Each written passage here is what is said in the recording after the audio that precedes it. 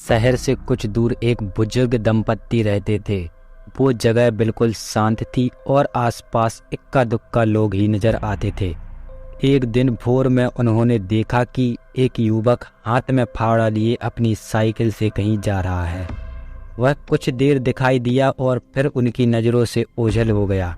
दंपत्ति ने इस बात पर अधिक ध्यान नहीं दिया, पर अगले ही दिन वह व्यक्ति उधर से जाता दिखा।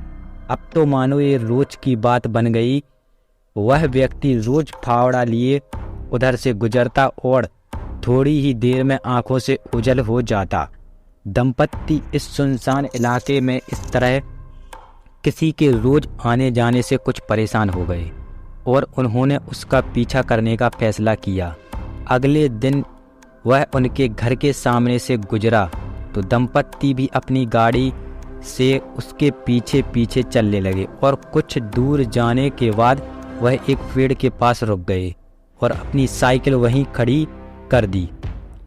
आगे बढ़ने लगे और 10 से 15 कदम चलने के बाद वह रुका और अपने फावड़े से ज़मीन को खोदने लगा। दंपत्ति को ये बड़ा अजीब लगा और हिम्मत कर पास पहुँचे। तुम यहाँ इस वीरान में ये काम क्यों कर रहे हो? युवक बोला, जी 2 दिन बाद मुझे एक किसान के यहाँ काम करने के लिए जाना है और उन्हें ऐसा आदमी चाहिए जिसे खेतों से काम करने का अनुभव हो। क्योंकि मैंने पहले कभी खेतों में काम नहीं किया, इसलिए कुछ दिनों यहाँ आकर खेतों में काम करने की तैयारी कर रहा हूँ।